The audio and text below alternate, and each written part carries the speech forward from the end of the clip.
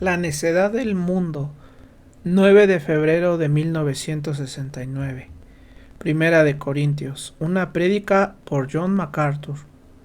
Si traen sus Biblias esta noche, me gustaría pedirles que las abran en la primera carta a los Corintios, capítulo 1. Como mencioné esta mañana, estamos en una serie que trata sobre el propósito de la Iglesia, en cuanto a su mensaje se refiere. Esta mañana hablamos del hecho de que el mensaje que predica la Iglesia es un mensaje divisivo, es decir, que si la Iglesia va a ser verdaderamente Iglesia, el mensaje que prediqué va a dividir a las personas. La Iglesia no puede coquetear con el mundo, debe ser su antagonista.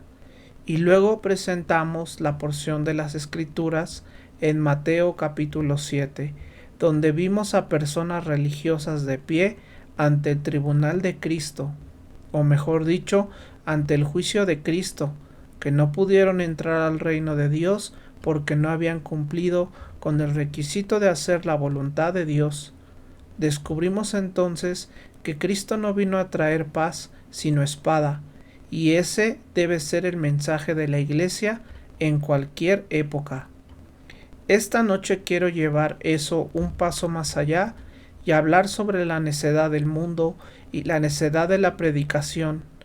En Primera de Corintios capítulo 1, comenzando en el versículo 17, el apóstol Pablo dice lo siguiente: porque no me envió a Cristo a bautizar, sino a predicar el Evangelio, no con sabiduría de palabras, para que no se haga vana la cruz de Cristo, porque la palabra de la cruz es locura a los que se pierden, pero a los que se salvan, esto es, a nosotros, es poder de Dios, pues está escrito: destruiré la sabiduría de los sabios y desecharé el entendimiento de los entendidos.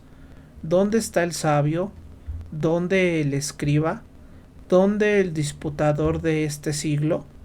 ¿No ha enloquecido Dios la sabiduría del mundo? Ya que en la sabiduría de Dios el mundo no conoció a Dios mediante la sabiduría.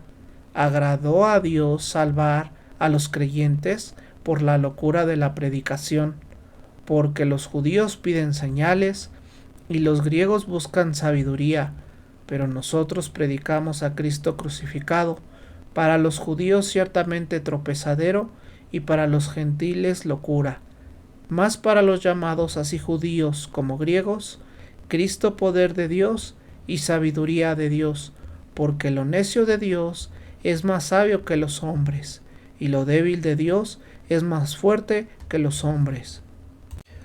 Oremos. Padre, al acercarnos a este pasaje tan importante, que juntos podamos ver cuál es el mensaje que debemos predicar, que podamos entender que la predicación es una parte indispensable de lo que tú le has encomendado a la Iglesia, y que el mensaje del predicador debe de ser el mensaje de la cruz. Tal vez esta noche, Padre, podamos ver de nuevo la cruz, quizás con una perspectiva que nunca antes habíamos visto. A eso te encomendamos nuestra oración, y también para que aquellos que no conocen a Cristo puedan encontrarlo esta noche y ser salvos. Oramos en su nombre. Amén. En el versículo 17, Pablo dice: porque no me envió Cristo a bautizar, sino a predicar el Evangelio, no con sabiduría de palabras, para que no se haga vana la cruz de Cristo. Pablo está diciendo que la prioridad en el ministerio es simplemente la cruz. No debe de ser puesta a un lado ni sustituida por la sabiduría de palabras. Nada es menos importante que lo que tú piensas o lo que yo pienso. Lo que verdaderamente tiene prioridad es la cruz de Jesucristo. Eso es lo que él dijo: y yo, si fuere levantado de la tierra, a todos atraeré a mí mismo. El deseo de Pablo, entonces, era presentar ante los hombres la cruz de Cristo en su sencillez. Ese era el mensaje que él proclamaba. No quería adornarlo con ninguna astucia humana. No quería agregarle palabras bonitas que hicieran que la gente se enfocara más en el lenguaje que en la cruz. No quería añadirle dimensiones que hicieran que la gente pensara más en el predicador que en el mensaje. Solo quería que la cruz de Cristo fuera lo que resaltara, y él, como predicador del Evangelio, deseaba que su vida quedara escondida detrás de esa cruz, para ser totalmente invisible. Ahora bien, la situación en Corinto, cuando esta carta fue escrita, era bastante problemática. La iglesia en Corinto era la iglesia más desordenada que existía.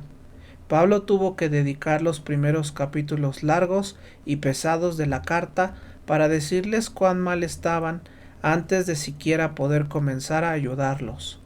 Y había un problema en particular en Corinto en ese tiempo, y era la idea de que la sabiduría lo era todo.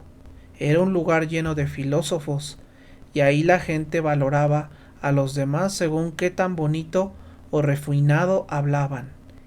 El que era elocuente y hábil con las palabras ganaba muchos seguidores, porque lo que buscaban era filosofía. Y como resultado de eso, si te fijas en el versículo 12, o en realidad puedes irte hasta el versículo 10, ahí dice que había divisiones entre ellos. Y en el versículo 12 dice, algunos de ustedes dicen que siguen a Pedro, otros que a Apolos, otros a mí y otros a Cristo. ¿Y qué estaba causando esa división? Pues simplemente esto, ellos estaban diciendo entre ellos a quién le gustaban más sus palabras.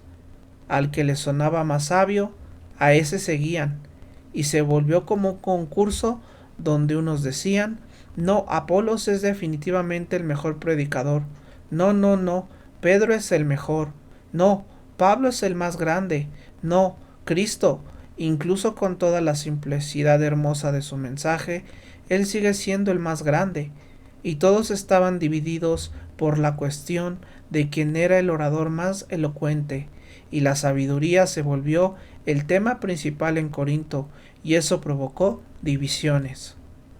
El apóstol Pablo les dice, un momento hermanos, la sabiduría no es el punto es la cruz de Jesucristo. La sabiduría no tiene nada que ver con eso.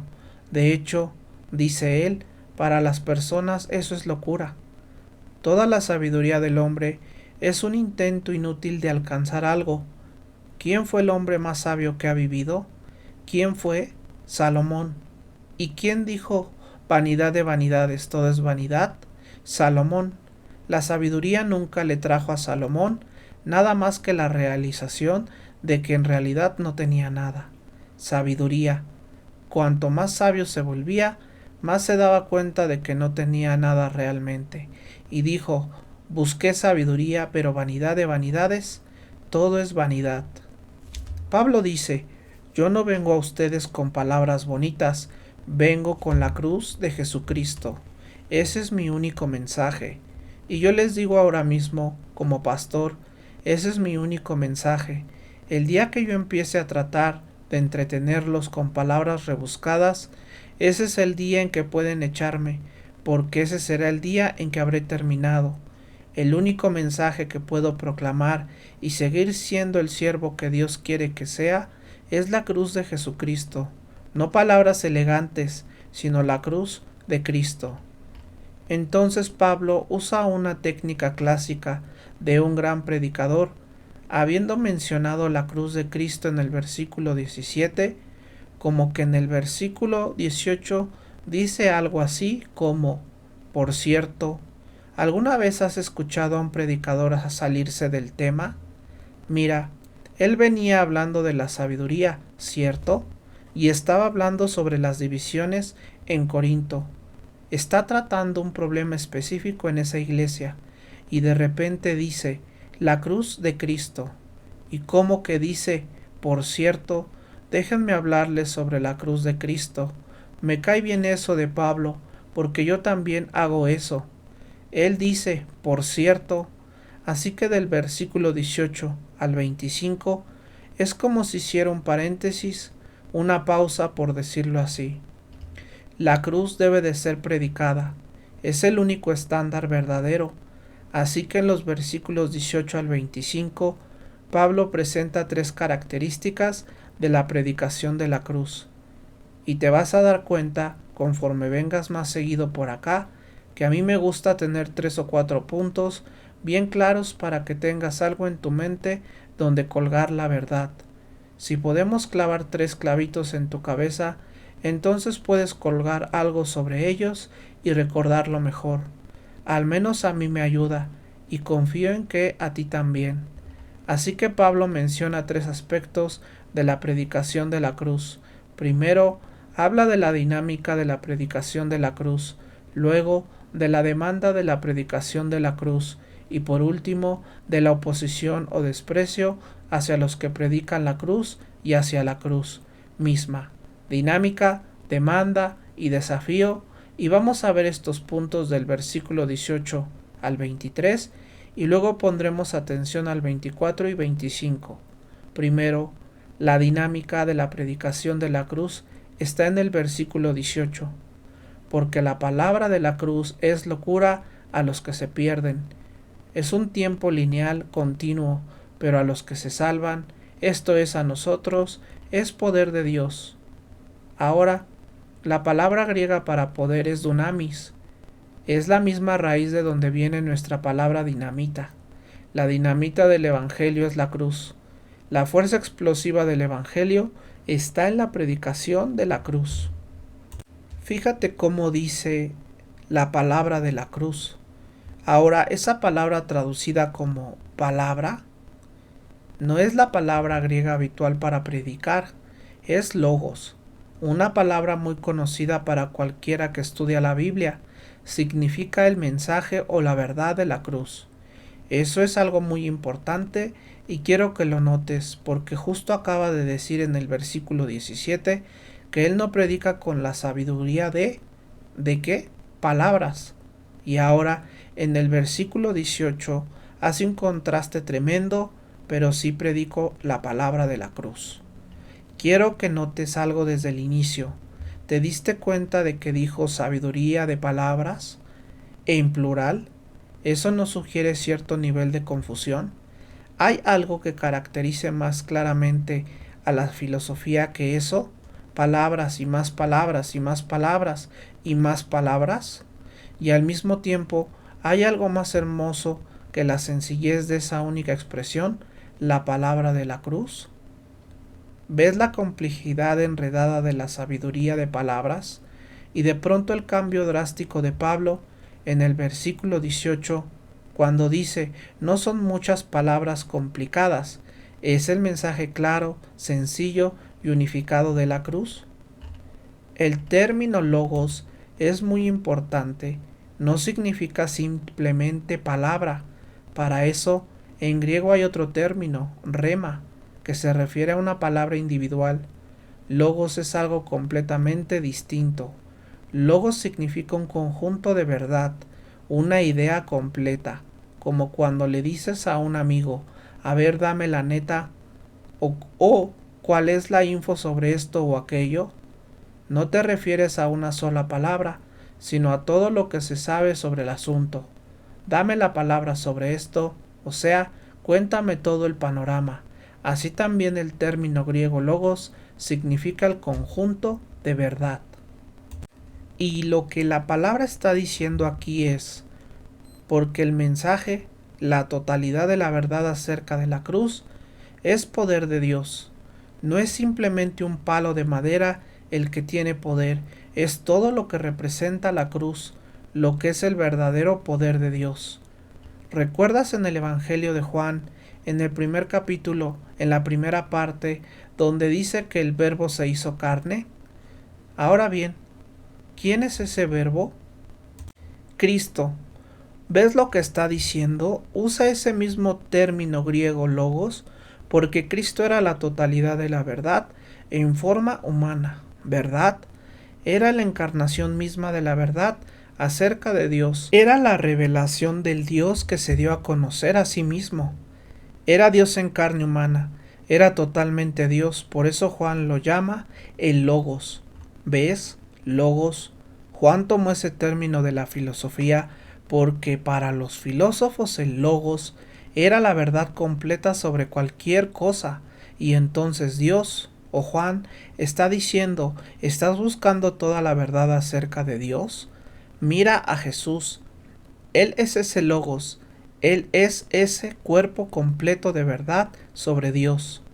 Y ahora Pablo retoma esa idea y dice, el logos o la verdad total que tiene poder es la cruz. Así que es muy importante entender lo que está diciendo aquí. La predicación de la cruz es la única dinámica, la única fuerza verdadera que tiene la Iglesia de Jesucristo. Es el único poder capaz de transformar el alma humana. Es lo único que, como dice al final del versículo 18, puede salvar, el poder de Dios. Por eso Pablo dice en 2 de Corintios 2:2, pues me propuse no saber entre ustedes cosa alguna, sino a Jesucristo y a este ¿qué? Crucificado. Y también dice en Gálatas 6:14, pero lejos esté de mí de gloriarme, sino en la cruz de nuestro Señor Jesucristo. Y dice en 1 de Corintios 15 verso 3, porque primeramente les he enseñado lo que asimismo recibí, que Cristo murió por nuestros pecados conforme a las Escrituras, y luego continúa diciendo que fue sepultado y que resucitó al tercer día. La predicación de la cruz es la fuerza salvadora, y no solo era esta la carga del corazón del apóstol Pablo, también era el mensaje de Pedro, y quiero que tomes tu Biblia un momento, porque vamos a recorrer rápidamente algunos capítulos del libro de Hechos, porque creo que son muy importantes en este sentido. De hecho, son mucho más importantes que cualquier cosa que yo pueda decir, así que veamos directamente lo que dice la palabra. Quiero que observes que hay 4 sermones de Pedro en Hechos, 4 sermones poderosos, y quiero que notes cuál es el tema de cada uno de ellos. Y luego guarda esta idea en tu mente, porque más adelante vamos a volver a ella y vas a ver algo muy emocionante sobre Pedro. En Hechos capítulo 2, verso 22, Pedro está predicando, y mira cuál es el tema de su mensaje. Varones israelitas, oigan estas palabras. Jesús de Nazaret, varón aprobado por Dios entre ustedes con milagros, prodigios y señales que Dios hizo entre ustedes por medio de él, como ustedes mismos saben, a este, entregado por el determinado consejo y anticipado conocimiento de Dios, ustedes lo tomaron y por manos de inicuos lo crucificaron y lo mataron. ¿Cuál es el tema de este mensaje? La cruz. Ahora, ve su siguiente mensaje en el capítulo 3, verso 13. El Dios de Abraham, de Isaac y de Jacob, el Dios de nuestros padres, ha glorificado a su Hijo Jesús, a quien ustedes entregaron y negaron delante de Pilato, cuando éste había resuelto soltarlo. Mas ustedes negaron al santo y al justo, y pidieron que se les diera un homicida, y mataron al autor de la vida. Otra vez el mismo tema, la cruz de Jesucristo. Pero no hemos terminado. Mira Hechos capítulo 4, Pedro está predicando de nuevo, verso 10.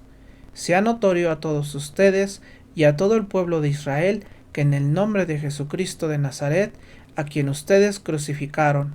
Y luego continúa hablando sobre la resurrección, otra vez el mismo tema. Y finalmente ve Hechos capítulo 10, en el verso 38 leemos esto. Esta vez Pedro no le está predicando a los judíos, sino a los gentiles, específicamente en casa de Cornelio. Como Dios ungió con el Espíritu Santo y con poder a Jesús de Nazaret, y como éste anduvo haciendo bienes y sanando a todos los oprimidos por el diablo, porque Dios estaba con él, y nosotros somos testigos de todas las cosas que hizo en la tierra de los judíos y en Jerusalén, a quien mataron colgando en un madero. ¿Cuál es el tema que se repite en cada uno de los sermones de Pedro en el libro de Hechos? La cruz de Jesucristo. Ese es el único tema, siempre es la cruz en toda la escritura. ¿Recuerdas cuando en el camino a Emaús, en Lucas capítulo 24, Cristo le dijo, Oh insensatos y tardos de corazón para creer todo lo que los profetas han dicho. ¿No era necesario que el Cristo padeciera estas cosas y que entrara en su gloria? ¿Sabes cuál es el tema del Antiguo Testamento? La cruz de Cristo. Cada uno de los sacrificios del Antiguo Testamento apuntaba a ese sacrificio final. La cruz le parece una idiotez al mundo, les parece una completa tontería, pero no lo es. Lo que aparenta ser debilidad, en realidad, es el poder más grande de todo el universo, la cruz de Cristo. La palabra necedad o locura en el versículo 18 es muy interesante. Es la palabra griega, escucha esto, morón. ¿Te suena? Es interesante, ¿no? ¿Sabes qué significa? Estúpido. ¿Tú ya lo sabías? Ahora la idea de estúpido es la idea de algo sin sentido y sin propósito, y lo que está diciendo Pablo lo está diciendo, es que para la gente que no conoce a Cristo, la cruz es simplemente una gran tontería sin sentido, una pérdida de tiempo. Y tú dirás, ¿pero por qué el mundo piensa que la cruz no tiene sentido? Yo te voy a decir por qué. ¿En qué está obsesionado el mundo? Mira del versículo 10 al 17. ¿Cuál es el problema del mundo? ¿Dónde están buscando la respuesta? ¿En qué? En la sabiduría, ¿no? Están buscando respuestas en la sabiduría humana. Y cuando alguien llega y les dice que la respuesta está en la sencillez de la cruz, no lo pueden aceptar, porque eso echa abajo toda su filosofía, todos sus libros, tratados, tesis y volúmenes enteros de sabiduría humana. Es demasiado simple, y por eso les parece estúpido. A los ojos del mundo ni siquiera suena profundo. Pero lo que parece una tontería, solo porque no es la sabiduría de los hombres, en realidad es la sabiduría más alta, de Dios. Incluso la religión, si te fijas, cuando el hombre inventa su propia religión, ¿te has dado cuenta de lo compleja que se vuelve? ¿Alguna vez has hablado con alguien que está metido en otra religión o en un culto o en cosas ocultas y tratas de entender ese sistema tan enredado? Cada vez que el hombre arma algo, lo hace confiando en su propia sabiduría y termina produciendo una mezcla elaborada de ideas que no llevan a ningún lado. ¿Y sabes por qué? Porque el hombre tiene miedo de tener que aplastar su ego si va a aceptar la simplicidad de la cruz. ¿Y sabes algo? Tiene razón. Si va a tener que aplastar su ego, en la cruz de Cristo no hay lugar para tu ego ni para el mío. Y eso es algo difícil de aceptar. Es un sacrificio muy grande, y el hombre simplemente no lo entiende. Por eso es justo lo que Pablo dice en 1 Corintios 2:14. ¿Recuerdas lo que dijo? El hombre natural no percibe las cosas que son del Espíritu de Dios, porque para él son locura, y no las puede entender, porque se han de discernir espiritualmente. ¿Y por qué no las puede entender? Porque está muerto espiritualmente. Y siempre uso esta ilustración.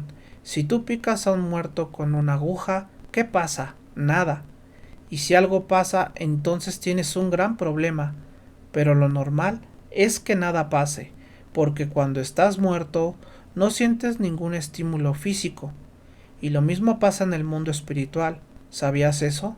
Cuando una persona sin Cristo recibe una verdad espiritual, ¿qué pasa? Nada. Está muerto espiritualmente, es insensible, así que la cruz le parece la cosa más absurda del mundo, porque no le exige nada a su intelecto ni apela a la sabiduría humana. Pero la cruz sigue siendo el tema central. La cruz es parte del plan de Dios desde el principio. Sin derramamiento de sangre no hay perdón de pecados. Desde el tiempo de Abel hasta el año 70 después de Cristo, cuando el templo fue destruido por Tito, Dios mantuvo en marcha un sistema de sacrificios. ¿Y sabes por qué ese sistema terminó en el año 70? Porque Cristo ya había muerto y ya no era necesario seguir ofreciendo sacrificios. ¿Y sabes por qué? Hoy puedes confrontar a un judío ortodoxo con una sola pregunta que jamás podrá responder: ¿por qué ya no hacen sacrificios? Tú y yo sabemos por qué, porque en el plan de Dios, Cristo fue el último y definitivo sacrificio. El velo del templo se rasgó y el acceso a Dios quedó totalmente abierto. Ya no se necesitan sacrificios, y el libro de Hebreos pinta todo ese panorama, ¿verdad? Estamos bajo la sangre de un nuevo pacto. Todo lo que el Antiguo Testamento prefiguraba y anunciaba apuntaba a la cruz de Cristo. ¿Y sabías que todo el Nuevo Testamento gira en torno a eso? ¿Alguna vez te has fijado en los Evangelios? 2/5 partes de Mateo se enfocan en los eventos relacionados con la cruz. 3/5 partes de Marcos hablan de lo mismo. 1/3 de Lucas. Y la mitad del Evangelio de Juan trata de la cruz. Pablo le dio prioridad a la cruz, ¿cierto? Pedro también. El escritor de Hebreos lo hizo.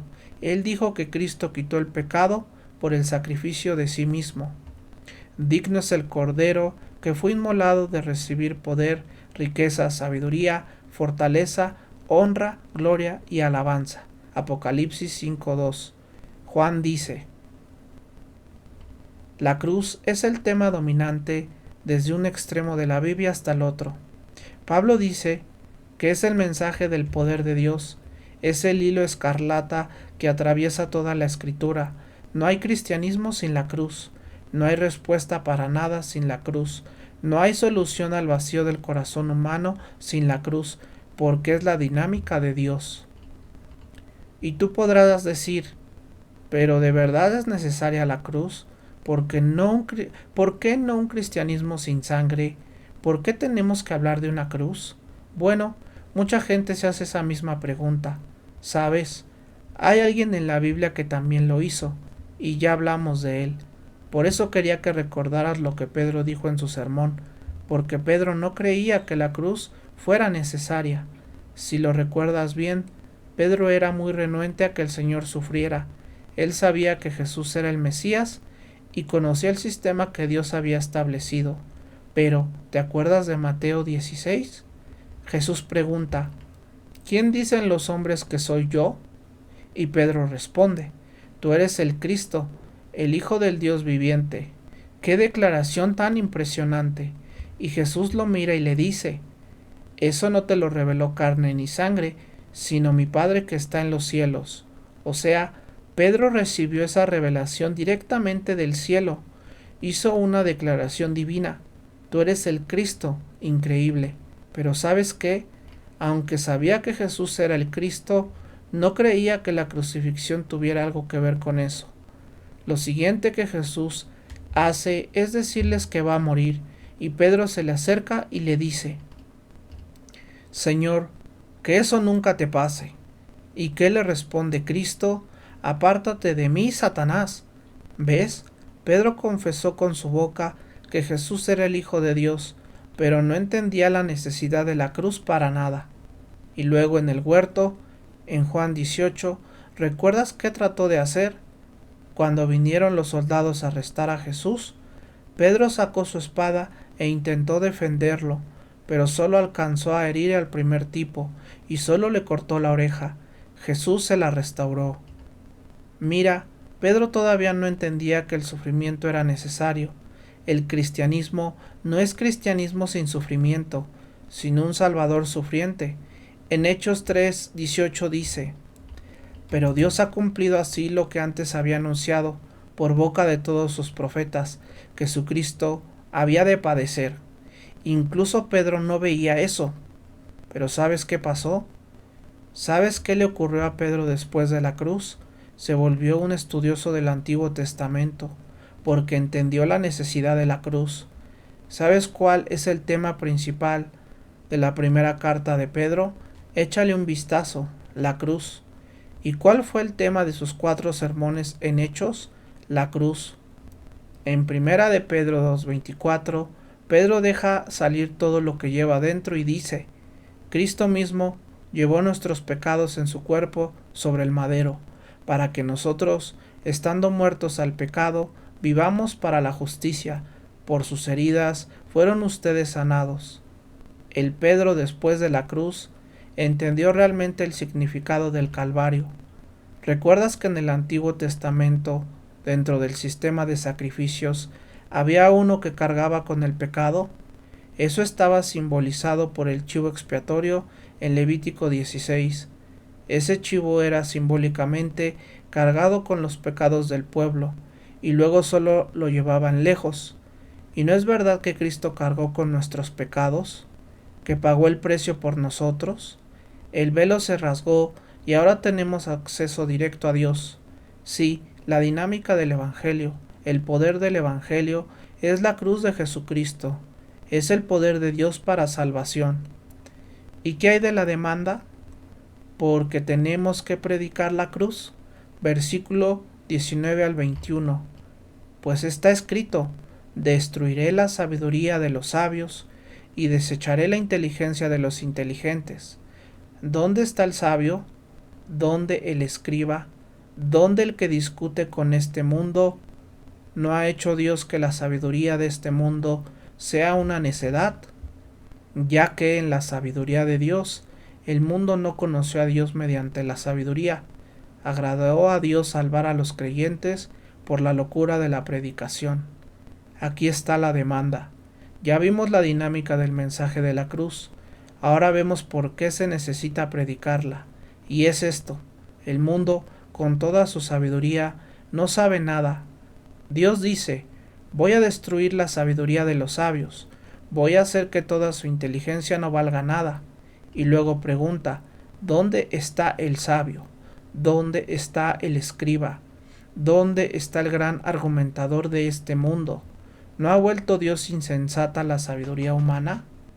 Todo lo que se ha escrito, todo lo que se ha dicho termina en nada. Pablo tenía razón cuando dijo que la gente está siempre aprendiendo pero nunca llegan al conocimiento de la verdad. En este mundo complejo, el que es tonto y es la cruz simple la que es profunda, ¿no es cierto? Eso es lo que exige que prediquemos a Cristo y a este crucificado, la incapacidad del hombre para, por su propia sabiduría, encontrar respuestas reales, paz o propósito. Pablo usa aquí dos citas del Antiguo Testamento en el versículo 19 y 20, cita de Isaías 29 y de Isaías 33 para mostrar que la sabiduría humana fracasará y será destruida. ¿Sabes? Hay un camino que el hombre le parece correcto, pero su fin es camino de muerte. La sabiduría humana no llega muy lejos. En el versículo 19 Dios dice que la va a reducir a nada.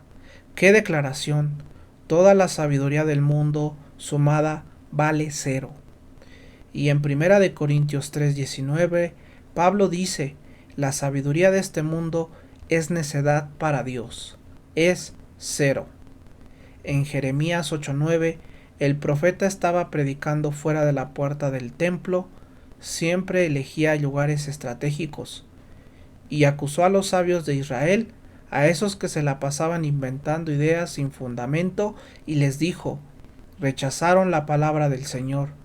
¿Y qué sabiduría pueden tener? ¡Qué fuerte! Si tú rechazas la única verdad real, ¿qué clase de sabiduría tienes? Todos los sabios de la historia terminan en nada, se ignoran la única verdad fundamental en toda sabiduría, la cruz de Jesucristo. Versículo 21. Ya que en la sabiduría de Dios, el mundo no conoció a Dios mediante la sabiduría, Dios decidió salvar a los creyentes por la locura de la predicación. No puedes encontrar a Dios por medio de la sabiduría humana. Es imposible, pero a Dios le agradó salvar a los que creen a través de lo que el mundo llama una locura, la predicación. ¿Sabías que la sabiduría humana fue parte de un plan calculado por Dios? ¿Lo sabías? ¿Sabías que Dios le dio al hombre cierta cantidad de sabiduría para que se estrellara contra una pared? Eso es justo lo que dice este versículo. En la sabiduría de Dios, ¿sabes qué significa eso? Significa que Dios tenía un plan, y su plan era este. Fíjate en la siguiente frase: el mundo, mediante su sabiduría, no conoció a Dios. Dios planeó que el mundo usara su inteligencia para terminar en la nada. Tú dirás, ¿pero por qué haría eso Dios? ¿Por qué permitiría que el hombre usara su mente al máximo solo para no llegar a nada? ¿Sabes por qué? Porque Dios quería que el ser humano se diera cuenta de que por sí solo no puede lograr nada, que no tiene respuestas, que no tiene poder para salvarse a sí mismo. Pablo dice en Romanos 1:22, profesando ser sabios, se hicieron necios. Eso fue un plan calculado por Dios. Él quiso que el hombre se topara con una pared. Si tú estás aquí hoy pensando de que con tu propia sabiduría, con tu inteligencia, vas a encontrar las respuestas, estás equivocado.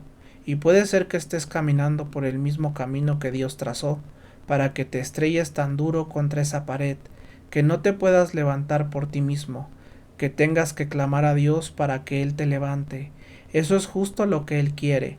La filosofía humana, la teología inventada por hombres, las ideas centradas en el hombre pueden llevar la mente humana al límite, pero cuando llegas a ese límite apenas estás rozando el umbral de la necedad ante Dios. Eso es lo que dice. Fíjate, Dios planeó frustrar al hombre para que el hombre se rindiera y clamara a Él. En Romanos 11:32 hay un verso tremendo. Escucha, porque Dios encerró a todos en desobediencia, para tener misericordia de todos. Qué verdad tan poderosa. Lo repito, Dios encerró a todos en desobediencia para tener misericordia de todos. Dios los llevó hasta estrellarse. Quedaron sin nada, sin en qué creer, y entonces Dios pudo mostrar su misericordia. ¿Sabías que Cristo no puede entrar en tu vida hasta que estés quebrantado? Hasta que llegas al punto donde reconoces que no eres nada sin Él, hasta que veas que no puedes darle sentido a la vida por ti mismo. Cuando llega a ese punto, entonces Dios puede tener misericordia de ti.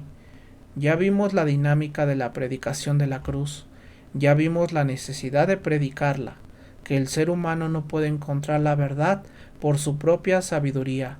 Ahora veamos la resistencia hacia la predicación de la cruz. ¿Qué pasa cuando se predica la cruz? ¿Tú crees que la gente al verse frustrada la aceptaría? Pero no. Fíjate en los versículos 22 y 23. Porque los judíos piden señales y los griegos buscan sabiduría, pero nosotros predicamos a Cristo crucificado, para los judíos ciertamente tropezadero y para los gentiles locura. Aquí está la resistencia a la cruz. Vamos a ver primero a los judíos y terminamos en un momento. Pablo dice, los judíos buscan señales, ese es su tropiezo. Ellos esperaban una señal espectacular y cuando vieron la cruz dijeron, eso no es lo que esperábamos. Para ellos la cruz fue una piedra de tropiezo. ¿Sabes por qué la Biblia dice que a los suyos vino, pero los suyos no lo recibieron? ¿Sabes por qué los judíos no aceptaron a Cristo? ¿Porque la cruz les resultó inaceptable? Te lo diré con dos razones. Para ellos es inconcebible que el Mesías, el escogido por Dios, terminara clavado en una cruz. No podían aceptar eso. Es más, Judas estuvo involucrado en la traición porque él pensaba que Jesús iba a establecer el reino de inmediato, y él quería formar parte del poder. Y si no me crees, recuerda lo que hicieron Santiago y Juan. ¿Recuerdas que mandaron a su mamá a pedirle a Jesús que les diera un lugar en especial en su reino? Estaban esperando gloria, no sufrimiento. Para un judío es increíble que el Mesías haya terminado colgado en un madero. ¿Y sabes por qué? Porque en Deuteronomio 21:23 dice, maldito todo aquel que cuelga de un madero. Según la misma ley de Israel, colgar de un madero era una maldición. ¿Cómo iban a aceptar a un Mesías crucificado? No podían.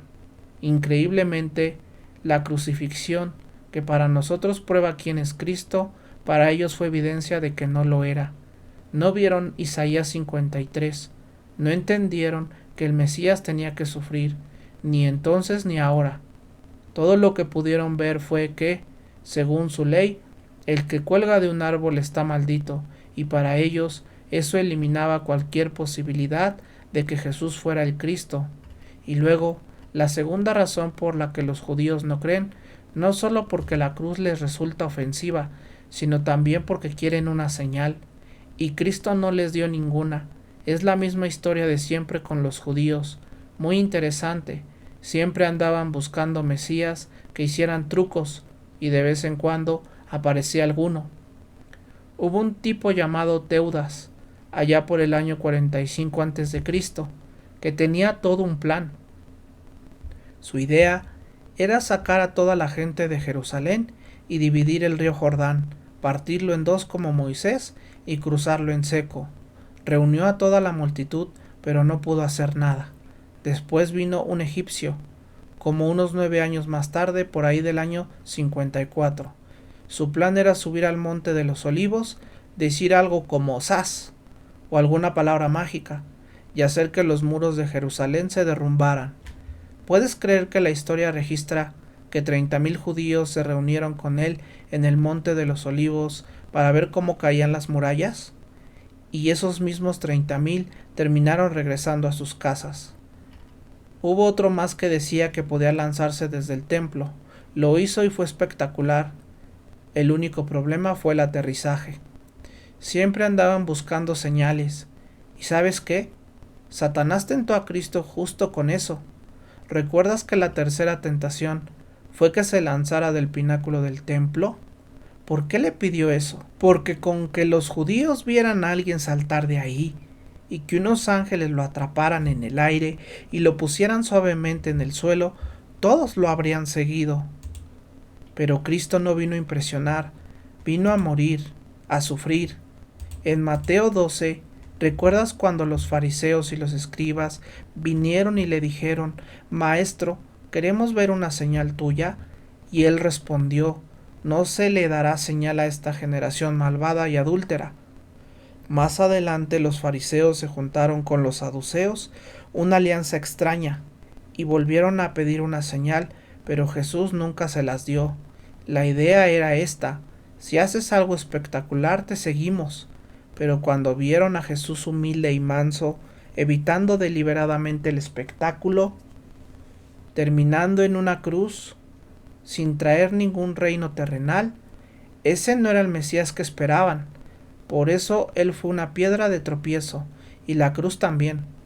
¿Y qué hay de los gentiles? Pablo dice que los gentiles buscan sabiduría, y ya hemos hablado de eso. Los griegos y los gentiles estaban obsesionados con la sabiduría. Eran como acróbatas mentales. Un escritor de los primeros siglos dijo que en las ciudades croaban como ranas, hablando sin parar. Es un comentario interesante sobre sus interminables debates. Se emocionaban con palabras brillantes, discutían cosas triviales y refinaban teorías que se sacaban de la cabeza. Todo era sabiduría humana. ¿Recuerdas cuando Pablo llegó a Atenas, el corazón del mundo gentil? Empezó a hablarles sobre Cristo y la resurrección, ¿y qué dijeron ellos? «Tenemos un nuevo teórico entre nosotros, que suba y nos cuente su nueva idea». Les fascinaba cualquier doctrina nueva, cualquier teoría para analizar, pero los gentiles no podían aceptar la sencillez de la cruz. Era demasiado simple. La sabiduría humana era, y sigue siendo, una parte central del corazón del ser humano. Vivimos en un mundo hecho a sí mismo, y no puede admitir que todo lo que ha construido no sirve para nada cuando se trata del alma. Y ojo, no estoy diciendo que toda la sabiduría humana sea inútil en otras áreas, pero cuando se trata del alma, de la eternidad, del pecado y la salvación, toda esa sabiduría no vale nada. Y tú puedes decir: «Wow, esto suena muy desesperanzador si nadie va a creer. ¿Para qué seguir predicando? Mejor cerremos la iglesia y nos vamos». Espera un segundo. Fíjate en el versículo 24 y 25.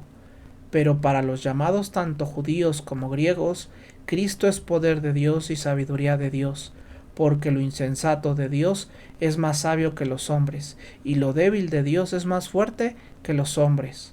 Parece que todo está perdido, ¿verdad? Parece que ni los judíos ni los gentiles van a creer jamás, pero espera. Dios es infinitamente más sabio, más amoroso, más misericordioso, y Él llama a los suyos, sean judíos o gentiles. Los judíos no van a salir de su religión, y los gentiles no van a dejar su sabiduría, pero Cristo tira ambas cosas por tierra, y con su amor y gracia, y por medio del llamado de Dios, reúne a los suyos de entre ambos pueblos. ¿Qué poder tan tremendo hay en la cruz? ¿No es así? Déjame preguntarte esta noche para terminar, ¿estás esperando una señal? ¿Esperas que la religión sea algo espectacular, con fuegos artificiales y fenómenos extraños? No vas a recibir una señal. ¿Estás atrapado en reglas religiosas, en normas que crees que te harán ganar el favor de Dios? Entonces la cruz te ofende. Pero te lo digo, jamás llegarás a Dios por medio de reglas. ¿O será que estás tan centrado en ti mismo que vas creando tus propias ideas sobre Dios, la realidad y la verdad eterna? Déjame preguntarte, ¿qué clase de necedad te está impidiendo recibir la sabiduría de Dios? Oremos. Padre nuestro, una vez más te damos gracias por esta porción tan poderosa de la Escritura.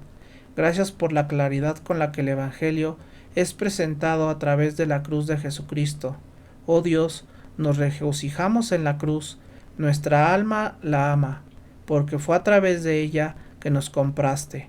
Oh Señor, tu gracia se multiplica al infinito y se manifiesta en el hecho de que, aunque algunos pidan señales y otros siguen su propia sabiduría, tú sigues llamando a los tuyos, tanto judíos como gentiles, para que sean tuyos y te acompañen en tu reino. Señor, no conocemos el corazón de cada persona que está aquí esta noche. Tal vez hay algunos que han estado caminando por la vida confiando en la sabiduría humana. Dios, desnúdalos por completo, déjalos sin nada, hazlos llegar a cero, derríbalos de tal forma que ya no puedan levantarse por sí mismos, y que eso los lleve a clamarte a ti para que los levantes. Padre, si esta noche aquí hay alguien que no conoce a Cristo, que no conoce la cruz de Jesucristo, la sabiduría de Dios, que en este momento lo reciban en su vida, porque fue en esa cruz donde Él cargó con nuestros pecados, y tú has dicho que lo único que debemos hacer es creer en Él y recibirlo en nuestra vida, y así nuestros pecados son perdonados, y la cruz se convierte para nosotros en sabiduría y verdad. Dios, oramos por ellos, que esta noche sea la noche en la que tomen esa decisión y abran su corazón a Jesucristo. Y ahora mismo, ¿por qué no lo haces tú? ¿Por qué no le dices, Dios, no puedo hacerlo por mí mismo? Quiero que Cristo entre en mi vida. Acepto lo que Él hizo por mí en la cruz para perdonar mi pecado. Lo invito a entrar a mi vida en este momento. ¿Puedes orar eso justo ahí donde estás? Señor Jesús, creo en ti. Acepto tu obra en la cruz por mí y te invito a entrar en mi vida. Ya me di cuenta que no puedo solo. Toma el control. Te invito a entrar ahora. ¿Lo hiciste? Si algunos de ustedes lo hicieron, Él entró en su vida. Gloria a Dios. Él siempre viene cuando le llamas. Amén.